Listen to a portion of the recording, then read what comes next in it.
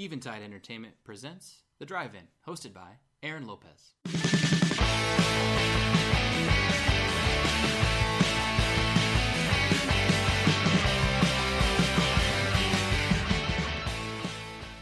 All right, welcome to The Drive-In. This episode comes to you from Illinois, back home for Thanksgiving, and was able to go and see Coco with my dad. So, as I told you guys last week, my guest host this week was going to be my dad. So, first off, Dad, thanks for joining. Excellent. Happy to be here. All right, excellent, cool. So, just to give you guys a little bit of a background into to him and this whole discussion, and really just where movies came into my life. So, we were talking about this as to which movie we should go and see, and we were going to go see the Roman J. Israel, Esquire, the Denzel movie, and all of a sudden he says, well, what if we go see Coco? Because the first movie we saw in theaters was Ants. And I was like, oh, okay. And then we thought about it a little bit more, and I think actually it might have been Godzilla, which was a couple months before that. But either way, tells you 1998 was a pretty important year for me, as it kind of got my love of going to theaters, got the ball rolling for that. So I think that was our first movie, but we've seen a ton of them together. Absolutely. Usually a lot of either the animation or it's usually some sort of beast destroying cities. Yeah, like we saw the 98 Godzilla, and then we went and saw the, was it 2006? No, not 16, 15 Godzilla. Yep. The Bryan Cranston one. But yeah, well, and Star Wars, and I actually just... and then Star Wars is our other... Yeah. Is our other thing. Well, that one, and that was cool because I remember when they released the episode 1 before that, they re-released them in theaters. So we actually have seen every single Star Wars movie together in theaters, which is cool because I just gave him his Christmas present today. I will be coming back into town, coming back to Illinois to see episode, well, this would be 8 now. Excellent. But yeah, we were able to see Rogue One last year together. We were in town.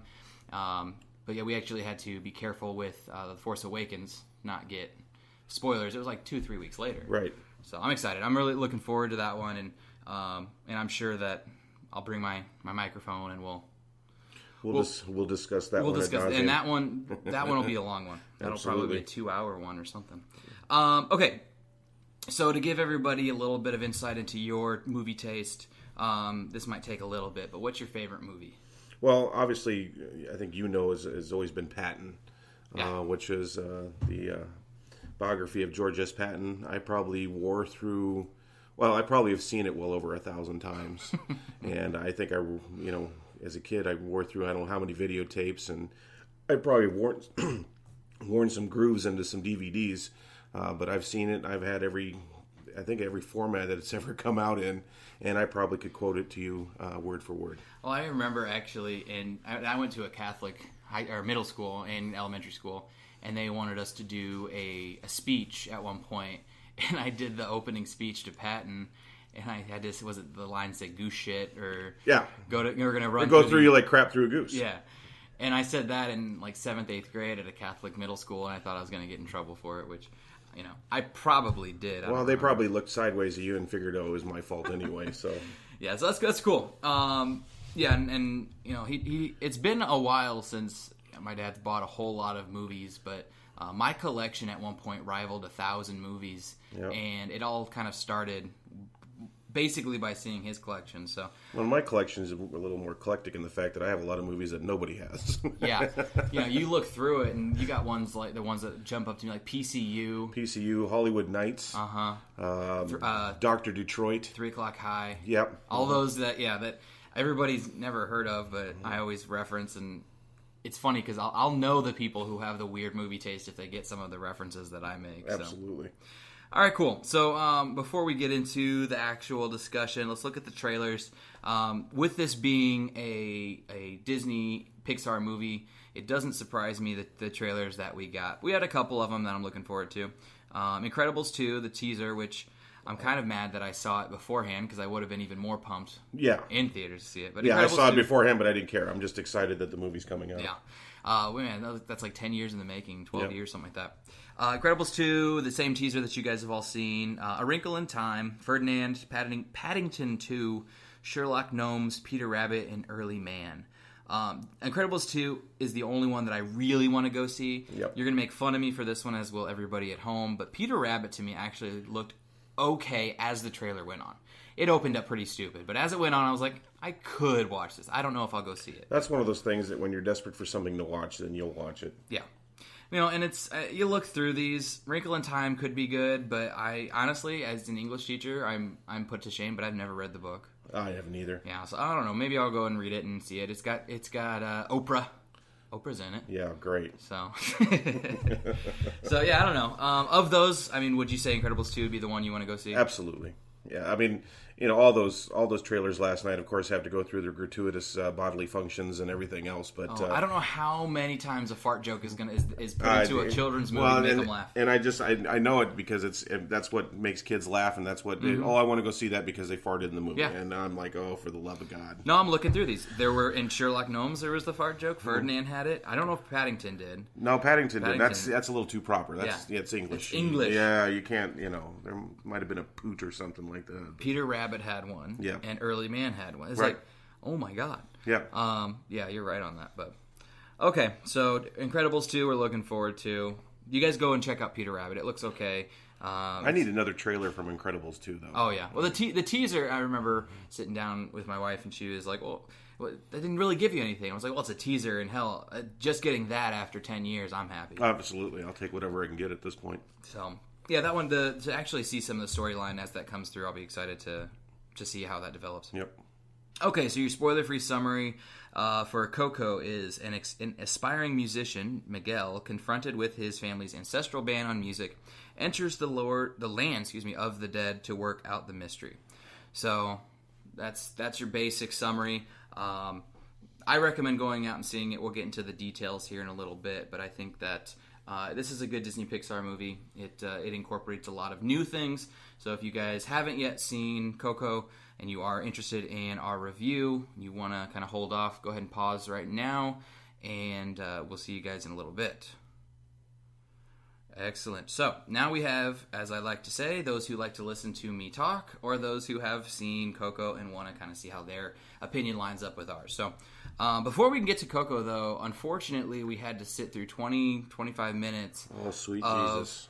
Olaf's Frozen Adventure, which now I had heard that this is... I honestly had forgotten that this was attached to Coco, but I had heard about this, and I accused you of forgetting on purpose. It was really bad. Yeah. And I like musicals, I like things like that, and this was nothing but a 20-minute Frozen commercial to me. It was a gratuitous, let's sing a song and make everybody happy kind of thing. Now, I will say there were a couple laughs here and there. Olaf had a couple jokes that I laughed at, and overall... And again, a bodily function with the fruitcake. Yep. It was left and right that they threw out... They knew their audience, and that's who they were going for. Absolutely. But yeah, so we had like 7 or 8 songs packed into this. Some of them were only about 15-20 seconds long. But everybody had their song. Everybody from Anna and Elsa and Olaf and I can't even remember the name of everybody else. But the guy Sven had his, and then everybody had their songs, and it felt forced. I apologize. I was laughing just because the whole time I'm looking over and I'm just thinking, this is ridiculous. Oh, it's a good thing they don't hand out cutlery at movie theaters, because I would have been slashing my wrist at that point. It was terrible. It was tough. It was terrible. It was tough to sit through. If you're a Frozen fan, you'll eat it up. But if you're just kind of somebody who may have just looked at the movie, appreciated Frozen, thought it was fun, but thought it was overplayed, you are not going to enjoy this because it was rough. But you do get a little bit of humor, so it's not a complete wash. But it's not. Our movie started at 9:10 last night, and we're looking at our watches, and 9:45 rolls around, and we still hadn't started Coco. Right. So, if you're a little late to your showing of Coco, you're safe. You're not a big deal. Yeah, you're safe. Yeah. Go get extra popcorn. Exactly. Okay. I think we've done our due justice. We can stop talking about Frozen. Which I was disappointed too, because I've liked Disney Pixar's opening shorts. Right. I thought they've been really good. This just was. It was too candy. All right, so Coco starts out with the story of the Rivera family. We get a lot of it was a cool way of looking at the banners and the paper, or it's the paper decorations, right? And how that told the story, and those came to life. And we find out that The family's problems all started when the musician husband of the great-great-grandmother of the Rivera family, he leaves. He goes for glory and fame, leaving his wife and daughter behind. And so the wife says, no more music. We're done with it. We're going to leave this behind. We're going to go make shoes. And that's where we kind of pick up. Miguel, our protagonist and main character there, he is a musician by heart. He loves his music, which I think that's kind of the first place I want to start is what did you think, since music was such a vital part to this whole movie, what did you think of the soundtrack? What did you think of like kind of the score of the movie and just how music played a part throughout the film? Well, I think it's a vital part of that particular film. You know, when you throw in what you're seeing visually, that kind of music, and I think it sets the tone in terms of, you know, the ethnicity of the film. Mm-hmm. You know, I mean, obviously you're dealing with the Mexican community, and you're dealing with a lot of their ways and means. You know, especially in places like Mexico, where they really focus in on the dead, on the mm-hmm. afterlife. Yeah. And I think that they tied that music in, and you know, obviously it takes on a thematic approach all the way through the film. Each song has its reasons, but I think they're all done very well. They're very clean, and I think they send a good message all the way around. And that was kind of cool too, because I had seen the beginning of like, you know, when you go to a movie and they have all the extra crap, but behind the scenes and everything. The movies that I'd seen over the past month have had a lot of these little features on the music of Coco, and they actually made sure they did their research. Mm-hmm. They didn't try to create something synthetically. They got the instruments, they got the people who played these instruments very well, brought them in, and made sure the music was very authentic and it wasn't just put together. Like take the grita, you know, which is the yell, mm-hmm. traditional. Oh, I love that they incorporated that. Yeah, they incorporate that in there, and so I mean they are trying to keep it very authentic. How they play the guitar. You know, and the tempo in which they play their music, you know, it makes people want to dance, obviously, mm-hmm. and you know, you see that in some of the scenes where they're playing it and people are hooting and hollering, and you hear a lot of the screaming and things like that, which is part of the music, and I think that was a lot of fun. Well, I think that was cool, because one of the things I was kind of worried about is that that I was a little concerned that they might go stereotypical with this and turn this into the Mexican stereotype, right, and almost not give justice to the culture, which we'll talk about more as we go through. But I think that it was authentic, and they approached everything as if it was just a genuine part of life, as opposed to, let's throw as many characteristics of Mexican culture into a character or into a whole movie, right, and just hope it looks good. Yeah, I think the music, I think it makes it easier. It lightens the mood in many ways, and it helps explain something that maybe you're thinking but you're not sure about it. And but I think that it stands out, especially as the movie progresses and the music becomes more pronounced as to what the meanings behind everything are, mm-hmm. and why they were there. So we have Miguel, who, like we said, is our protagonist. He idolizes Ernesto de la Cruz, who is kind of the Elvis. Yeah, the Elvis of Mexico. He's a popular singer-songwriter. He is kind of worshipped and idolized throughout the entire community. And I don't know if you felt this way. I was, and I know that, you know, Jordan came along with us last night, and I remember her whispering over, well, duh, when Miguel kind of makes this realization. He sees the guitar that Ernesto uses, and he sees that the guitar is the same one that is in the family picture. Right. And he's like, oh my gosh, Ernesto is my great-great-grandfather. Right. And I bought into that immediately. I was like, well, of course he is. Like, it's Disney, you know. Right. That's going to be his grandpa. Mm-hmm. Now, and we find out there's a little twist later on we'll talk about, but I mean, I know I bought right into that. But the other family members, that's where I kind of want to get your input, because you did grow up in the Hispanic family upbringing, mm-hmm. and I remember as soon as the grandma who comes into play, you lean over and you're like, that even looks like my grandma. Yeah. Oh my God, it was insane how much she looked like my grandmother. But I've always made the joke that all Mexican grandmothers look the same. You know, they're all short. They all are fiery, and they are not afraid to take off a sandal or the la chancla, yeah, and beat you with it. So I thought that was most entertaining. Oh, and it was cool because it was almost like she had it. She was moving it around and like twisting it like it was like this dagger, like she had used as a weapon. She had perfected this weapon. Mm-hmm. Oh, absolutely. And I think what was funny is that, you know, like all grandmothers, she wants her children to eat. Yeah. And she just shovels food at you. Yeah, now, asked if you wanted a tamale. Yeah, you know, and it's not even a question. It's just, you will take it, and yes, ma'am, and I'll have another.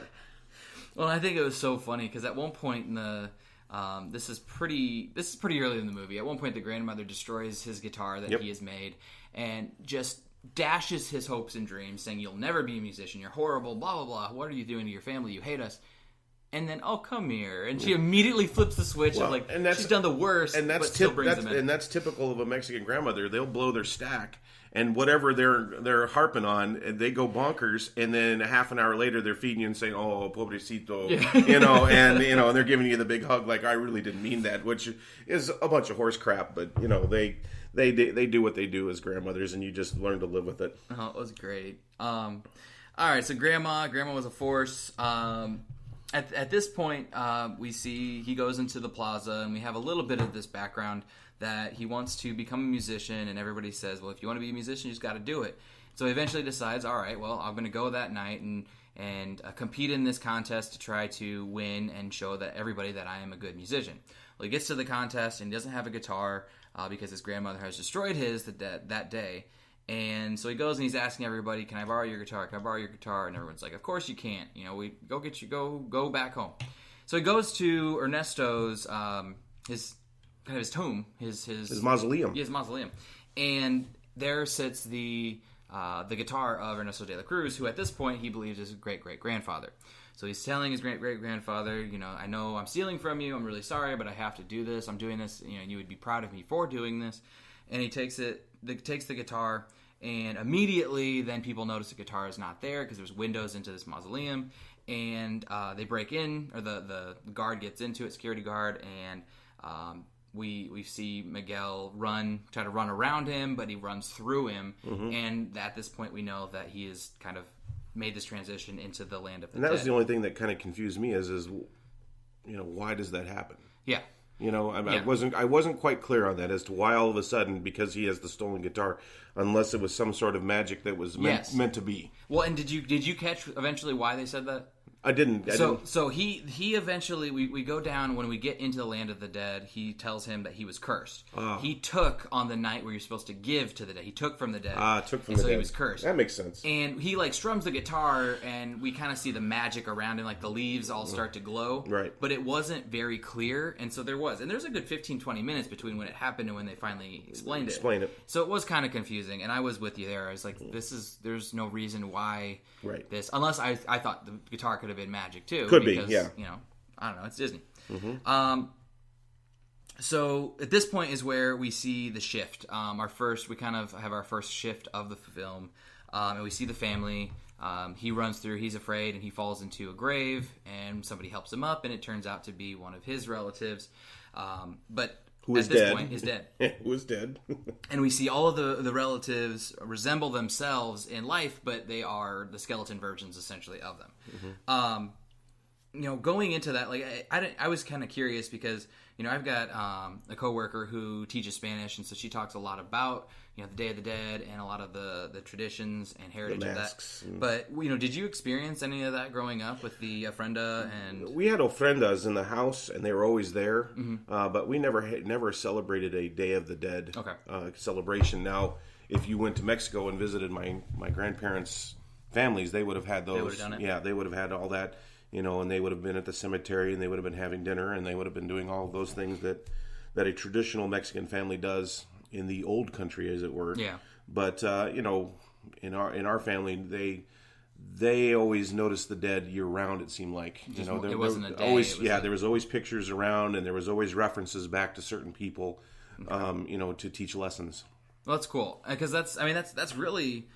That plays a big part into this movie because they talk a lot about the picture. The picture becomes a big thing that we'll talk about here in a second. But the pictures on the ofrenda of remembrance and also the stories are really important for these characters. And what I really liked is as soon as they have the dead family members, they had their skeletons, their skulls, were painted very subtly in the whole concept of the Day of the Dead. When you see these painted skulls and you see any decorations that have skeletons in them, you do see a bit of decoration on them, and that each of these family members had that. Right. I thought that was pretty cool. Oh, I thought it shows their individuality in life and in death. Yes, and I think that was the cool thing about it, and I think that's what'll be the cool thing for kids who see this film is too often we get stuck on the whole morose idea of death. And this is where, I've always talked about the Irish side of my family that celebrates death with the living, but the Mexican side of the family was always morose at the funeral. But later on, after they've been gone for years, they still celebrate their lives, but they do it later. Yeah.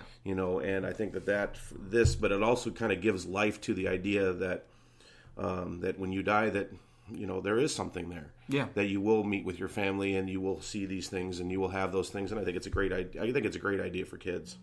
Yeah, I think it's important to kind of appreciate that, and we'll talk about that theme as we get closer to toward the end of the movie. But one of those themes that we talked about as we were leaving is this idea that family's not seen as important to a kid in this generation, really, right, as it used to be, and as some of their parents and grandparents would want them to. I think that they notice, as he was going through each of the family members, he probably, I've got the feeling that he noticed certain aspects of people in the living, that this is where they got, those characteristics, and things like that. And I mean, his love of music actually came from somewhere, but his, also his rebellious side, I would be willing to bet that, his grandmother was much like him as a little girl. Oh, absolutely. Well, and that's cool. We see, and before we jump into the actual Land of the Dead aspect, and it was something that as I'm writing down my summary and everything I'm looking at, I completely forgot to mention.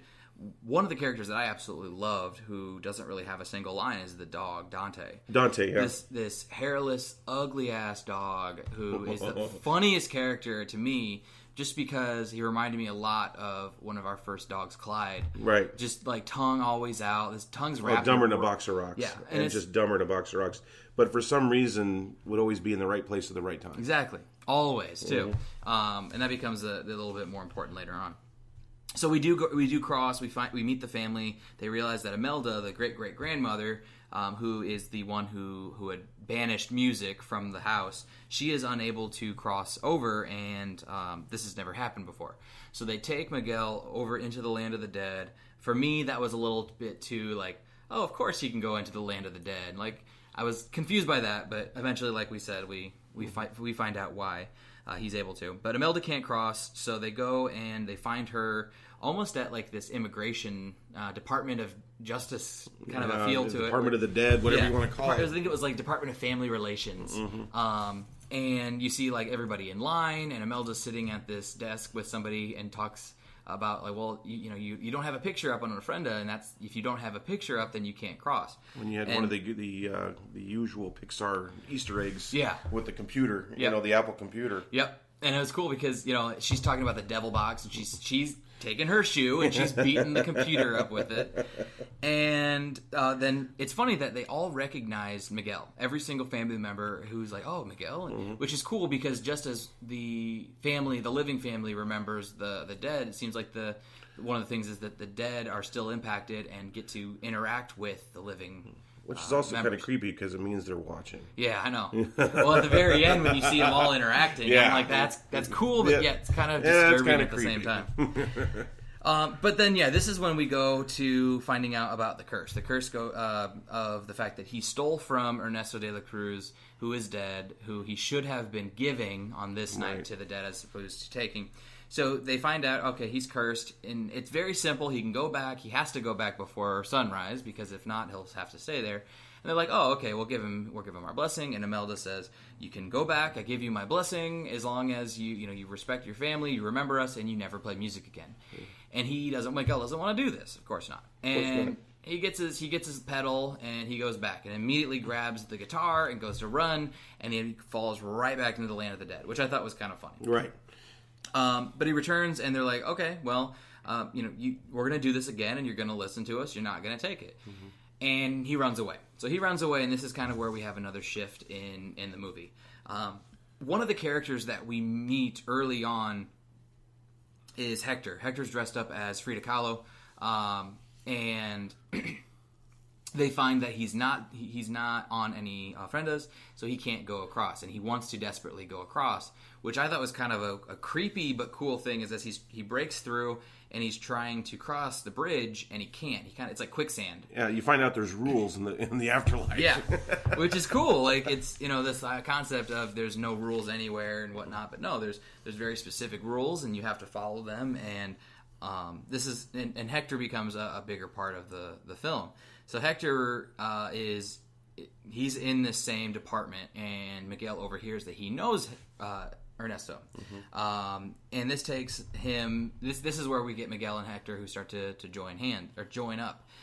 Miguel wants to see Ernesto de la Cruz, and Hector wants to have his picture on. He's like, I need to go back. I need to make sure that I can see my family. He wants to see his daughter. Yeah.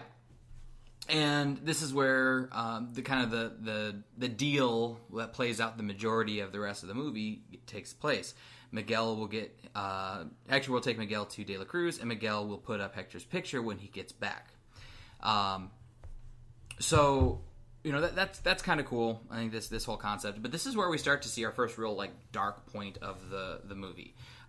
This idea that we go and see Hector's friend, who I can't remember his name at this point, but he's somebody who Hector takes Miguel down into kind of the slums, which is all the people who have been forgotten. Yeah. They're the ones who are not on any ofrendas. They don't have any family.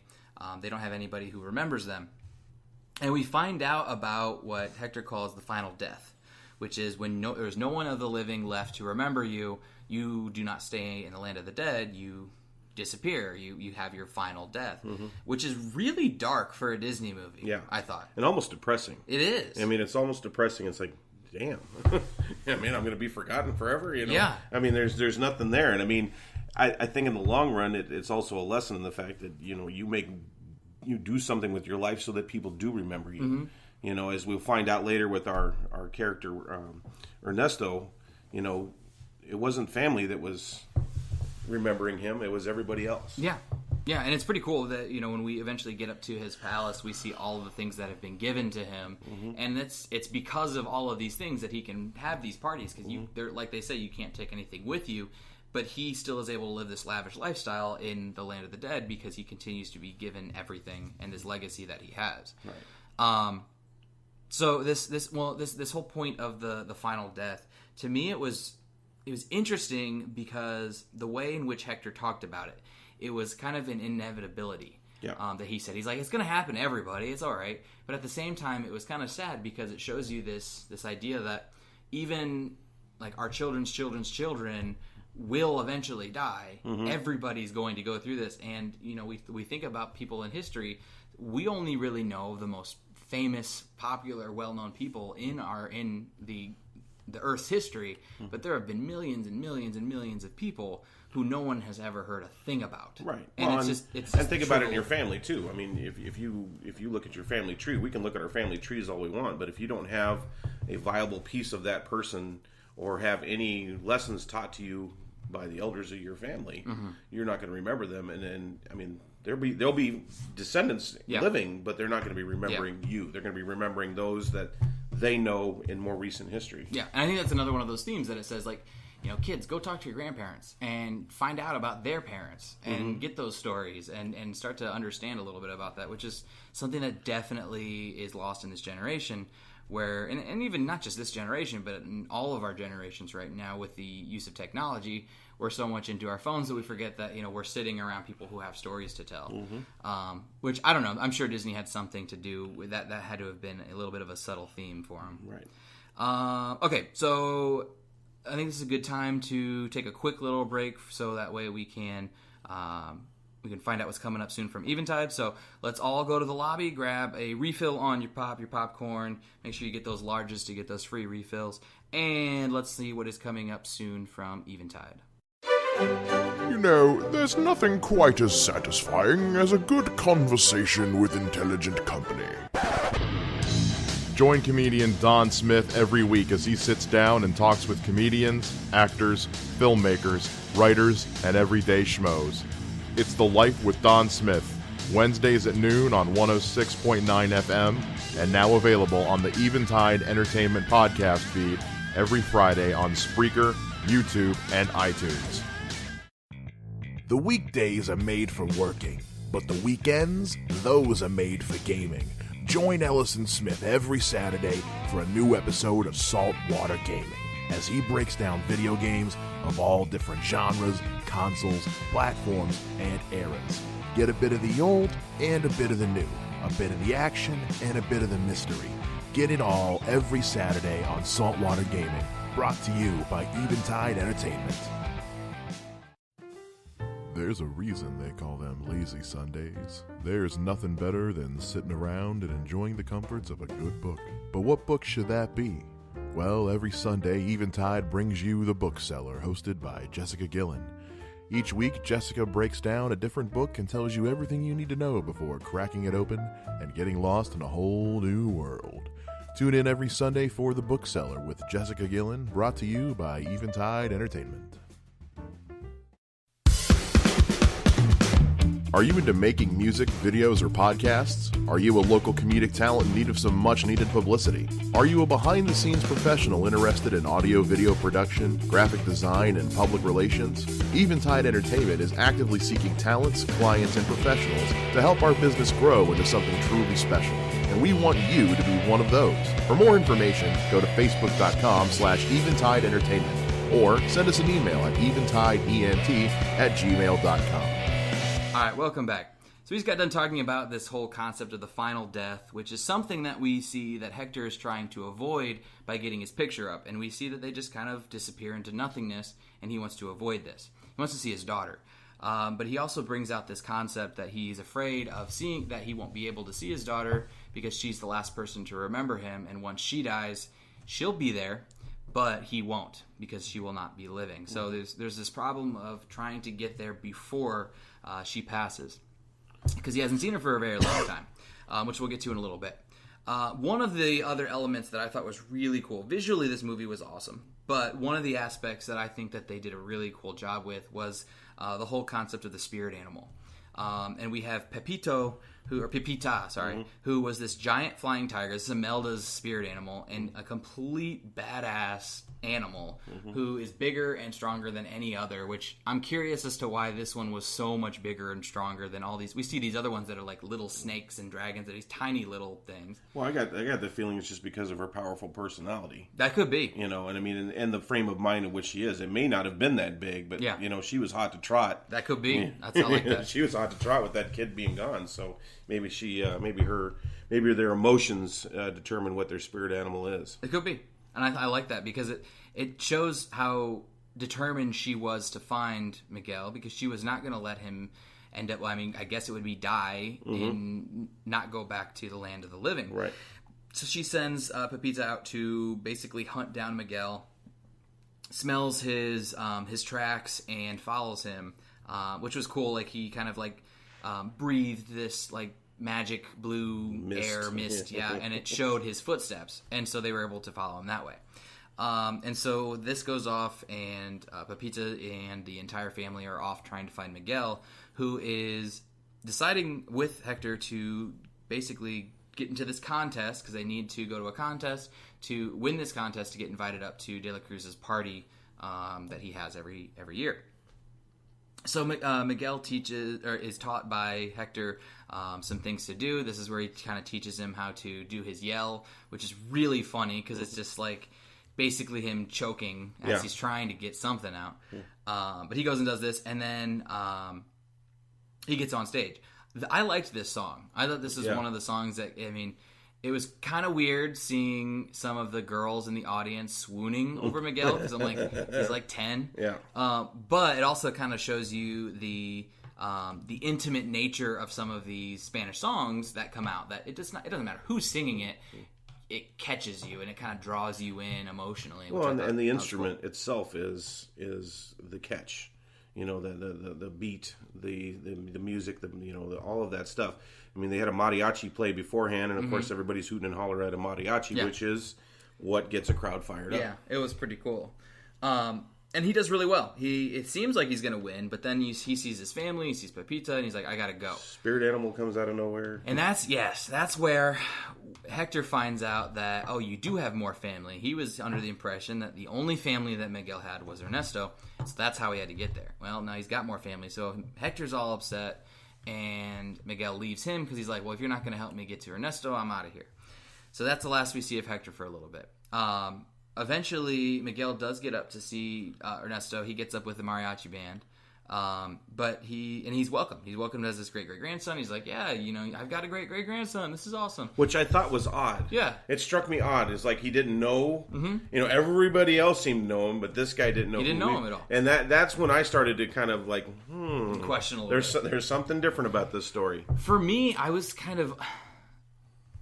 think it was interesting because we hadn't had a villain. Like, Imelda seemed to be our only villain up to this point because she was preventing him from singing this music that he loved. Right.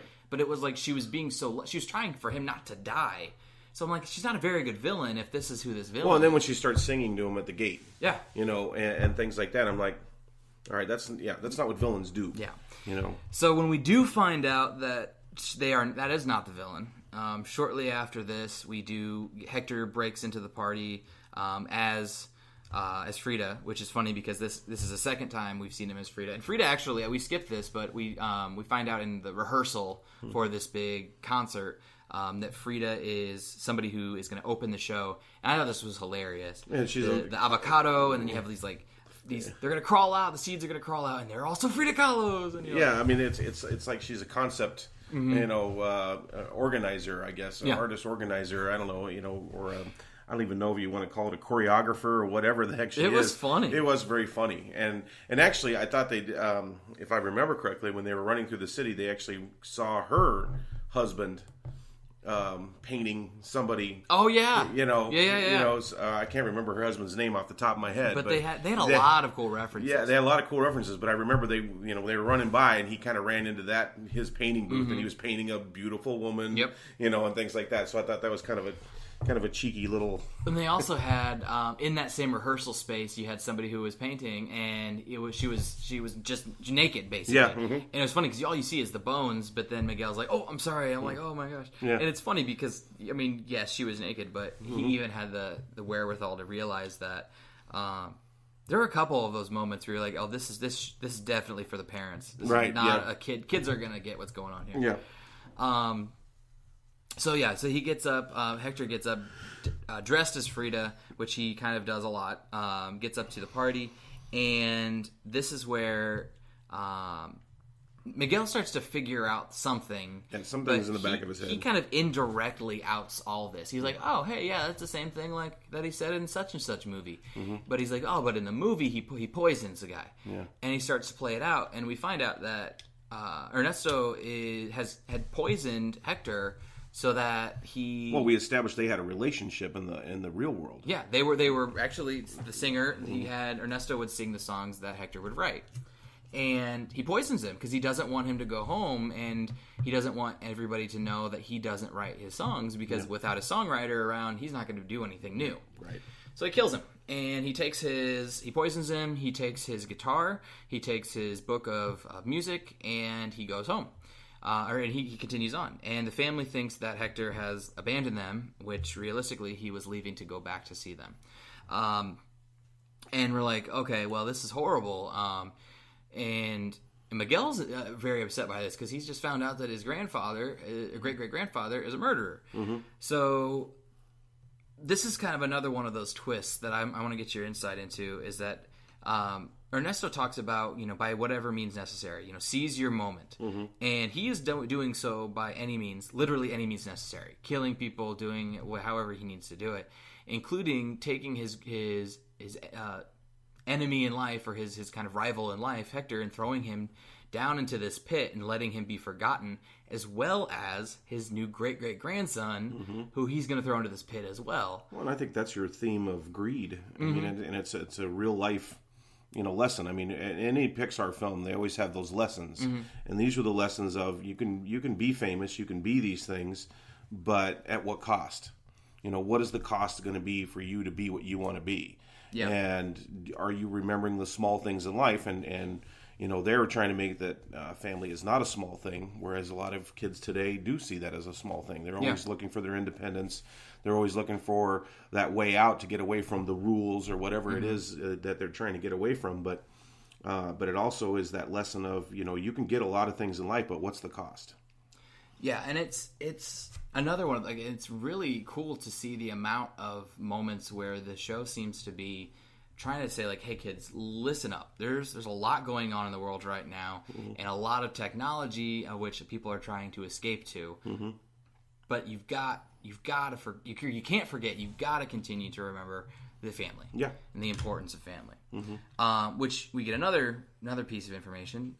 Hector talks about he just wants to go back and see his daughter, and he name drops Coco. And Miguel, this is Miguel's moment of what? Like, whoa, excuse me? Whoa, what the heck? And he plays it out, and he realizes that Hector's his great-great-grandfather.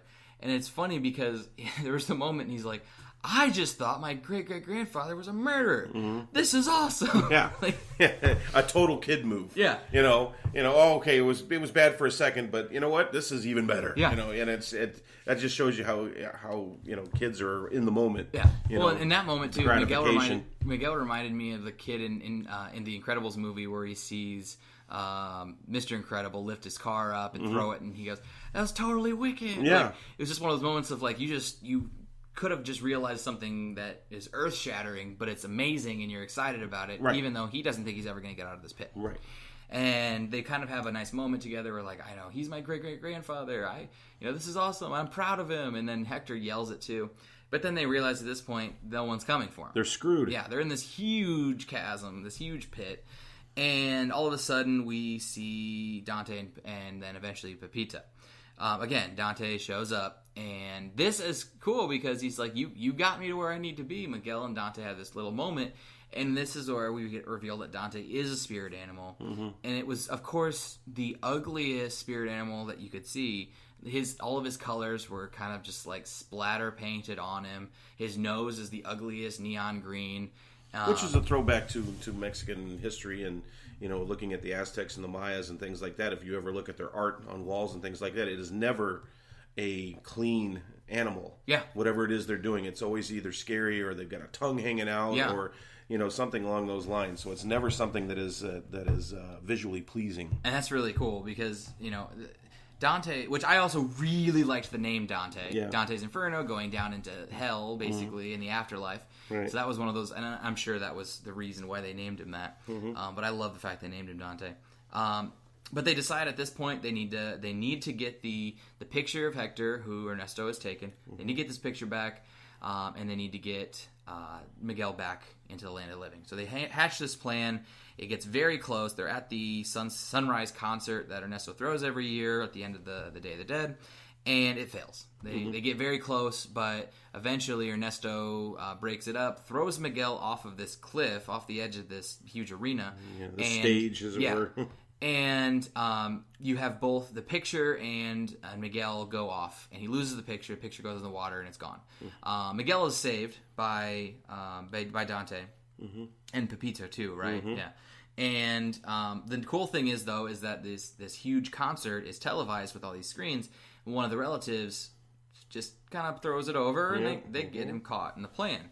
And so the entire land of the dead now know that Ernesto's a killer and that he's a fraud and he's not what he is. And there's a cool little throwback to with him. He gets kind of launched by Pepita into outside of the arena, and a huge bell falls on him. Yeah, that was which awesome. is how he dies in the beginning. I was just like, that was such a morbid beginning, but almost funny because it was just like. At the end, you're like, yeah, that was well deserved. Yeah, and ironic. And so he's squished by another bell, and Hector seems to be running out of time. He's glowing, which is what we see happen to his friend, and it's like, all right, he's gonna kind of go away now, and him and Imelda kind of both together make this decision that he needs to go back because the sun's coming up and we can't save you and Hector at the same time. So they send him back, and Miguel immediately runs home to his family and starts singing to Coco this "Remember Me" song, which we find out was when she was absolutely incoherent. Yeah, she was in kind of a state of on the edge of death, basically, and she was. I mean, I think it was pretty much, I think, assumed that she was like dealing with Alzheimer's. Yeah, you got that impression. I got that. Which is dementia. It was portrayed very well because if you've ever dealt with a family member who is going through this, they at one point she doesn't say her daughter's name right, which everybody who has been in that situation they know the pain of that. And after he sings this song to her, she starts singing with. because this is the song that Hector sang to her as a young girl. This was not a song meant for everybody to know. This was a song that Hector wrote just for Coco. So she starts singing it with him, and the grandma, again, is furious, but as she starts seeing her Coco sing along and become animated, she kind of melts a bit, which I think is really cool, because there's then that moment that she recognizes her daughter, which I know by that name in our family, we have had that moment with great grandma Vanderwally, who didn't recognize certain people, but when she did by name, it was like they're still there. Well, and I would assume that the writers of this film had also seen some of the more recent YouTube videos where they had people that were Alzheimer's, and they would take like the one guy took his dad out, and his dad didn't have any clues to who he really was, and he got him in the car, but the minute he turned on music and started singing Frank Sinatra tunes, all of a sudden the guy went back to his days of singing in the club, and it was like he was a normal human being again. And you've seen a lot of that. I think I've seen one where a guy listens to music and he's not responded to anything for weeks and months, and he starts dancing like it's kind of cool. It's kind of it kind of gives you an insight into the human mind that even when you lose it all, that somewhere locked in there is a part of that person's life still hanging around. And so this is where she sings with him, and she reaches into her drawer and pulls out the rest of the picture of the family that had been torn with Hector. We find out Hector's face has been torn off of this, and then the picture is made whole. Then we jump a year into the future. Coco has died at this point, which is kind of sad, but also, we knew it was inevitable. Happening. Yeah, she's very, very old, and it was nice because then when we go to the land of the dead, we see that she has joined with her family again. With her mom and dad. Which I thought was really cool, but also at the same time, it was kind of weird because she was this really, really old person being treated as a little girl, which I get the whole concept of, but at some point, you can't be the little girl anymore when you have your children there. Right. I don't know. It was a nice moment. I think that for me, I looked at it this way: is for the minute there, I'm like, well, why is she still looking like an old lady? But then I realized, one, she died at that age, and two, the most people remembering her, that's how they remember her. Yeah. The living remember her as that. When I think back on my grandmother, I remember her in her last years. And it's the same thing. And I would assume that if you're looking at the afterlife later, you're going to remember that person in the state in which you last saw them. Yeah. And I think that was the key to that. I had that same realization where I'm thinking, well, why is she so old? But I'm like, well, she lived that. That's when she died. She was that old. And Hector was younger when he died. And so it was a quick realization, but I did have that moment. So Coco's died, but Hector is remembered. So he didn't have the final death. He is remembered, and everybody he got to pass through. Yeah, it was really cool. And he looks down at his feet as he's on the bridge, and it's like that moment of they have been talking about me. Did you notice that when they go through those turnstiles, those look like the turnstiles you would see at Disneyland? Did they? Yeah. Absolutely. I didn't notice that. Yeah, I noticed that immediately. Is that they have it's kind of like the way that has that front is how the ticket booths would be seen at Disneyland. Well, that's cool. The family then accepts music again. That ends. They're all playing. They are. Yeah, they're all got playing a little bit, and Miguel kind of takes on the mantle of the realization of how important the ofrenda is in the family and the stories, and he ends with the realization that everything that he had gone through was for a good cause. It was to remember family and to remember everything. Yeah, the bottom line is that family is very important in spite of anything that you think of, and that also that in even the toughest of circumstances, that family is always there for you. Yeah. And that's kind of the movie. There's something that I did want to look at that I thought was really, really cool.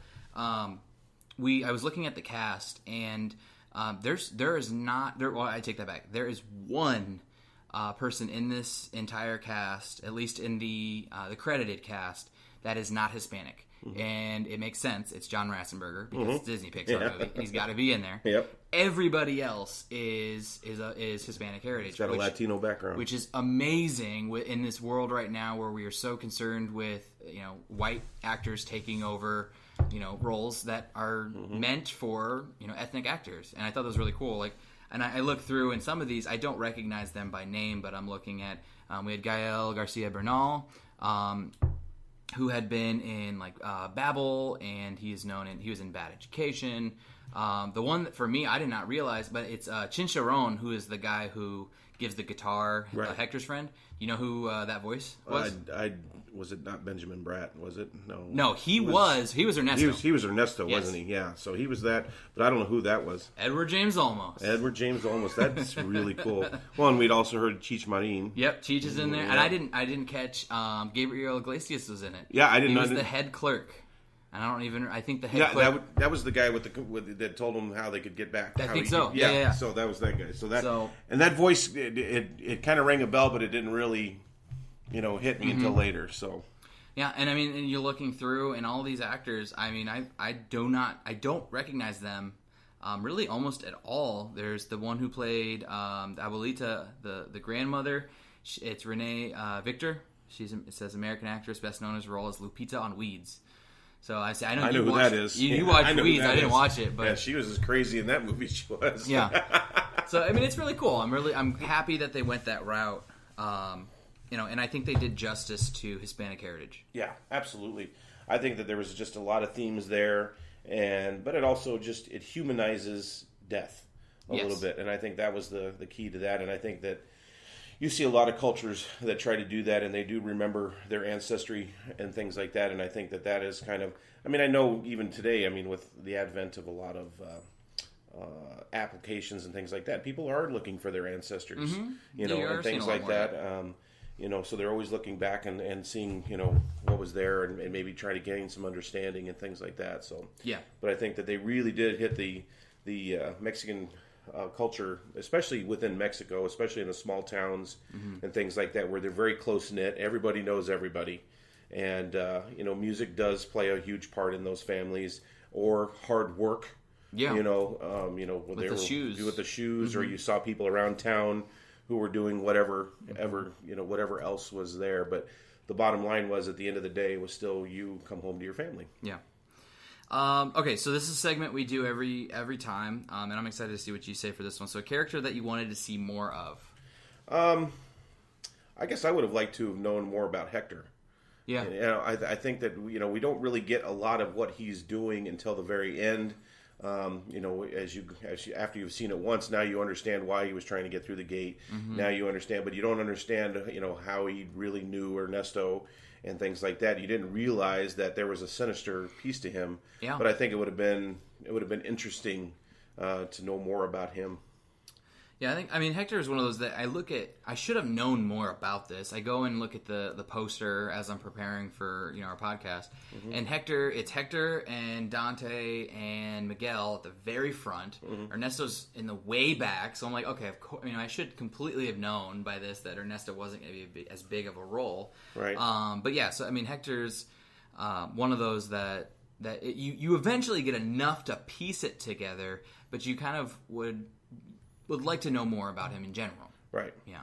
Well, and how he got to know the guy with the guitar that passes over. Yeah, Chincharon. And things like that. I mean, how does he, it kind of gives you a little insight into what their daily lives are in the afterlife and how they get to know some of these people. Well, it'd be interesting to know a little bit more about that, I guess. Yeah. I would say that mine, and of course, I always pick the most obscure characters for this, but I like Dante so much.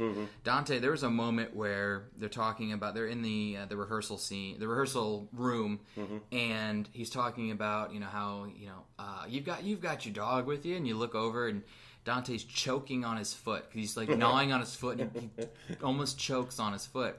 And it is one of those things that he was a very realistic animal. Well, and even Grandma, was it Elena? Yeah. She just said, you don't make friends with a dog. Don't name the street dog. Yeah, don't get friends with the street dog because they'll follow you home every time. Yeah. And then, of course, the irony is at the end of the movie, then he's right there. Yeah. And then at the end of the movie, we didn't talk about this, but which I thought was really cool and very funny. Pepita, who becomes friends. In the Land of the Dead with Dante.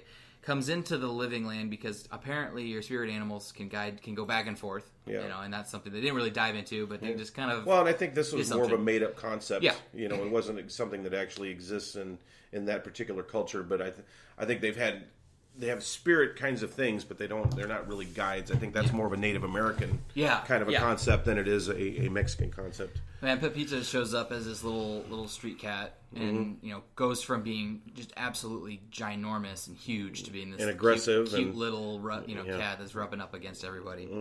Okay, so final thoughts. But in these final thoughts, I want to know where does Coco rank as far as other Disney Pixar films for you? I mean, I think it's right up there in the, I would say, maybe the top 4. It's definitely not my first choice, because I have a number of others that I've always enjoyed, and I could watch them even at the age of 50. I'll watch them ad nauseum. Yeah. Your mother and sister were giving me crap because I was watching WALL-E. Oh, yeah. I mean, it's just, that's still one of my all-time favorites. But again, you can see through all Pixar films, they all kind of run the same themes.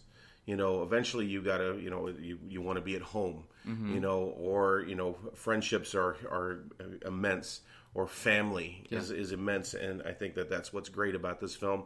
I think the music is very catchy. I think that's very true with most Pixar films and things like that. But I think that the family units are very good. But it's easily in my top 4. Good.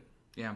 And that's something I didn't really talk about this, so before I get to my final thoughts on it, what did you think of the title? Do you think the title of... Because I was confused throughout. I did not understand why is this called Coco, because it's not about her, but in a way it kind of is. Coco being the great-great-grand... Or not the great-great. She's the great-grandmother. Do you think that the title made sense to you? I think it does in the end. Yeah, at the beginning, end. I mean, you're going through 3/4 of that film going, okay, we know that who she is, but why? Why is she so important to the story? Yeah. And then when you realize that the cutest thing of that film is him singing to her before he goes on the road. Yeah. And she's singing with him. Now you realize, oh, well, she is a very huge focal point. Yeah. And things like that. And I mean, but it takes you 3/4 of the film to realize what the title is all about. Yeah, I liked it. I know that at one point, that Disney. I'm trying to remember. Here we go. So Disney made a request to trademark the phrase "Dia de los Muertos." Mm-hmm. They wanted to trademark a holiday, the name of a holiday, right? And that ticked a lot of people off. Which would tick me off. Yeah, I mean that's ridiculous. And it was met from the Mexican American community with a ton of criticism, which I can definitely see. It's like basically trademarking culture, right? And they did eventually pull it back, but I think that because of that, a lot of people were kind of like, I'm not going to go see the movie. Yeah, I'm not going to see it. And I see that point in the fact that. I mentioned to somebody at work, I went to go see Coco. What is that all about? Mm-hmm. They really have not paid attention to it.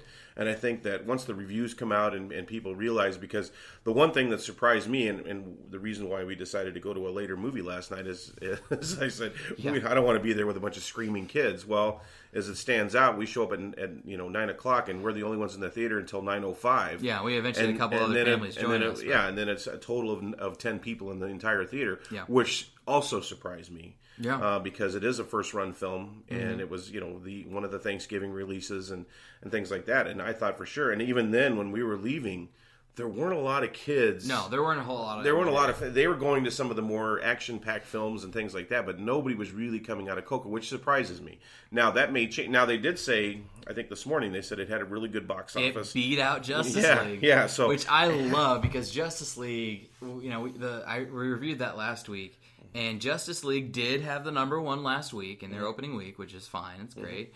But Justice League is DC trying to do Avengers, and DC's Justice League's opening weekend was still less than Avengers' second weekend. Right. And Avengers was on top for a while. Right. And in week 2, Justice League got beat out by Coco, which is, I mean, for a film that's really not well known, is amazing. Well, we were telling everybody that, hey, we're going to go see Coco. You guys want to go with us? And no one had heard of it. Yeah, no one had heard of it. And I'm a little disappointed in that, but I think that it's going to get enough catch. Well, my thoughts is that where did it have its biggest box office?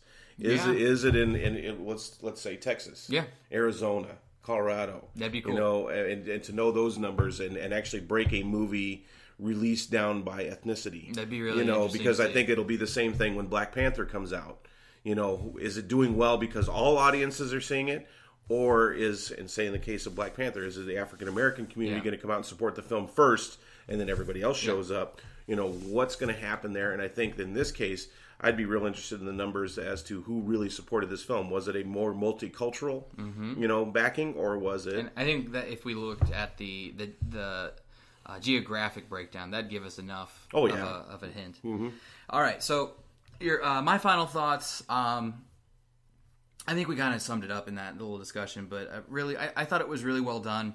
I've been looking forward to seeing this one for a while, just because I think that you look at Disney and what they've done, and they are trying at this point to reach other ethnicities.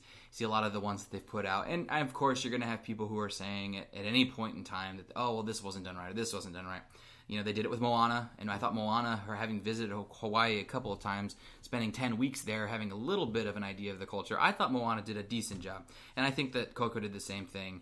Having a family that has a lot of Hispanic heritage on your side, having at least knowing enough of it, thinking that, hey, they did a pretty good job. They didn't, there was at no point in time that I felt that they took advantage of the culture. Well, I don't think they insulted anybody. Yeah.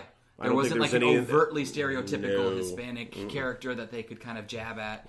They didn't go the route of, what was it, one of the Transformers movies that had the two kind of like gangster Hispanic dumb characters, the little cars, and just there's none of the stereotypes there. And I was expecting a cockroach to make its way into it. We didn't get any of that. Or a little mouse or something. Yeah. And so I was really happy that they didn't go overboard with anything. They kept the culture at the front ground. They kept the notice themes you don't see like sombreros flying everywhere. You don't. Yeah, he was wearing one at the end. That was it. And then the mariachi band was ringing. That was really it. Yeah, I mean, that was cool. You saw the culture for what it was.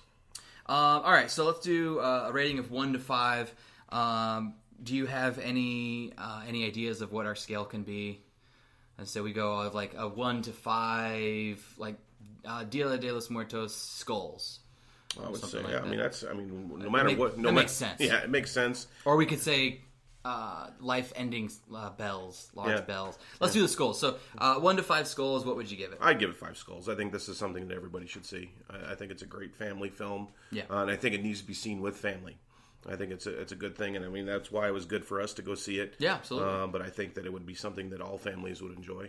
Yeah, I mean, I have yet to give a 5 out of 5 on this podcast, but this is going to be my first one.